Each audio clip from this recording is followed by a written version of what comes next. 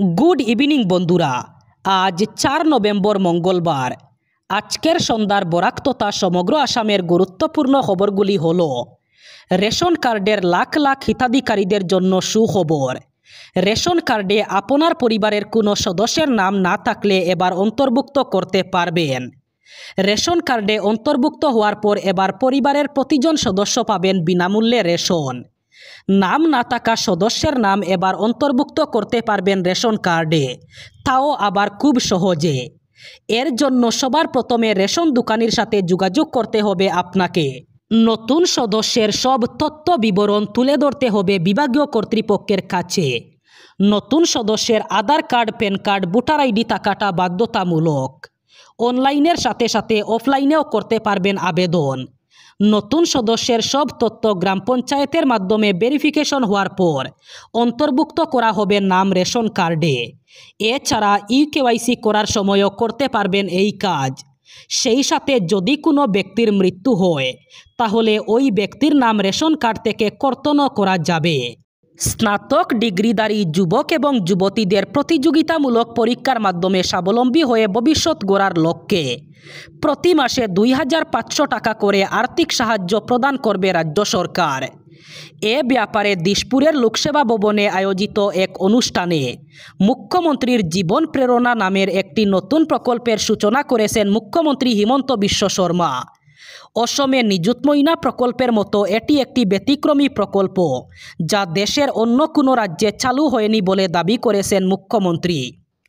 অনুষ্ঠানে বক্তব্য রাখতে গিয়ে মুখ্যমন্ত্রী বলেন, স্নাতক ডিগ্রিধারী যুবক যুবতীদের প্রতিযোগিতামূলক পরীক্ষার মাধ্যমে নিজেদের ভালোভাবে প্রস্তুতির পাশাপাশি ব্যবসা বাণিজ্যে উদ্যমিতার দিশায় এগিয়ে যাওয়ার উদ্দেশ্যে অসম সরকার চালু করেছে এই নতুন প্রকল্প।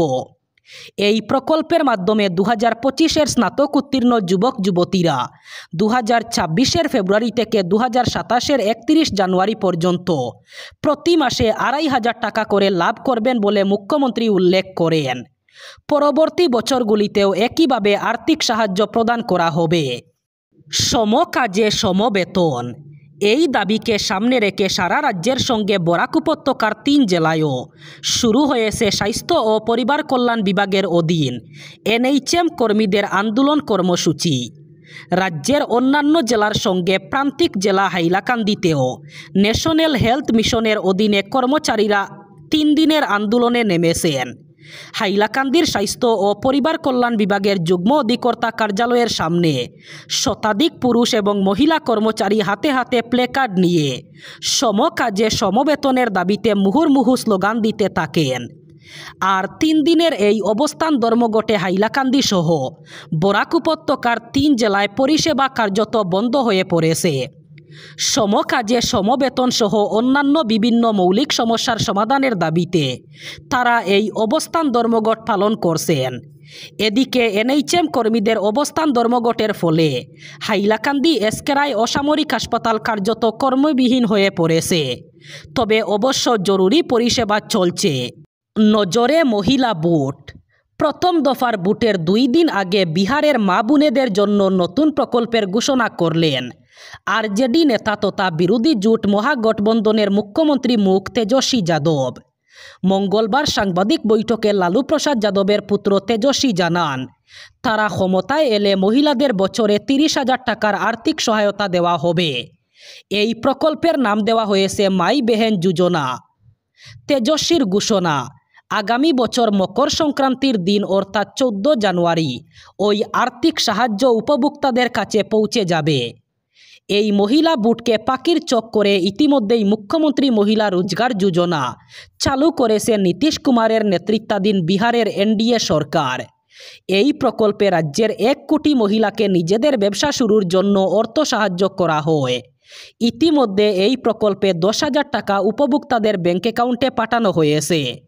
মঙ্গলবার তেজস্বী এও জানিয়েছেন যে তার নেতৃত্বাধীন জোট ক্ষমতায় এলে ধান চাষিদের কুইন্টাল পিছু ধানের জন্য 300 টাকা এবং গম চাষিদের কুইন্টাল পিছু গমের জন্য 400 টাকা ন্যায্য সহায়ক মূল্য দেওয়া হবে। আগামী বিধানসভা নির্বাচনে শ্রীভূমি জেলায় সবচেয়ে আকর্ষণীয় লড়াই হবে দক্ষিণ করিমগঞ্জ কেন্দ্রে, এমনটাই মনে করছে রাজনৈতিক মহল। দক্ষিণ করিমগঞ্জে 4 বারের বিধায়ক এবং প্রাক্তন মন্ত্রী সিদ্দিক আহমেদের শক্তি এখনও অটুট আছে কিনা তা পরখ হবে এবারের নির্বাচনে। যেহেতু তিনি বর্তমানে বিজেপির ঘনিষ্ঠ, তাই কট্টর বিজেপি বিরোধী মুসলিমদের কাছে তার গ্রহণযোগ্যতা অনেকটাই কমে এসেছে। তার ভাবমূর্তি নষ্ট হয়েছে বলে অনেকেই মনে করেন। কট্টর বিজেপি বিরোধীরা তাকে সমতালোভী এবং সুযোগ সন্ধানী বলে গালাগাল দেওয়া শুরু করেছে। কংগ্রেস ঠিক এই জায়গা থেকে ফায়দা নিতে চাইছে। তারা মনে করছে সিদ্দিককে পরাস্ত করার এটাই উপযুক্ত সময়। বর্তমানে মুসলিম অধ্যুষিত এলাকায় যে প্রবল বিজেপি বিরোধী হাওয়া বইছে, তার ঢেউ এসে লেগেছে দক্ষিণ করিমগঞ্জেও। তাই কংগ্রেস মনে করছে এবার তাকে হারানো সম্ভব। গত 25 বছর ধরে যা হয়নি অথবা যে দুঃসাহস কেউ দেখায়নি, এখন কংগ্রেসে সেটাই দেখা যাচ্ছে। দক্ষিণ করিমগঞ্জে কংগ্রেসের মনোনয়ন পেতে দৌড়ঝাঁপ শুরু হয়েছে। জয় নিশ্চিত ধরে নিয়েই টিকিটের দৌড় চলছে। এক্ষেত্রে প্রথম যে নামটি শোনা যাচ্ছে সেটি হলো হাফিজ রশিদ আহমদ চৌধুরীর।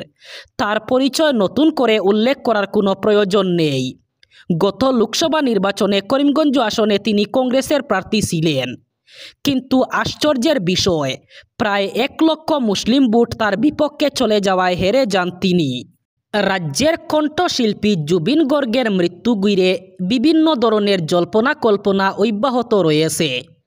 অবহেলা কিংবা দুর্ঘটনাজনিত কারণে জুবিনের মৃত্যু হয়েছে বলে আশঙ্কা করা হচ্ছিল, কিন্তু এই বিষয়ে এবার বিস্ফোরক মন্তব্য তুলে ধরলেন মুখ্যমন্ত্রী হিমন্ত বিশ্ব শর্মা।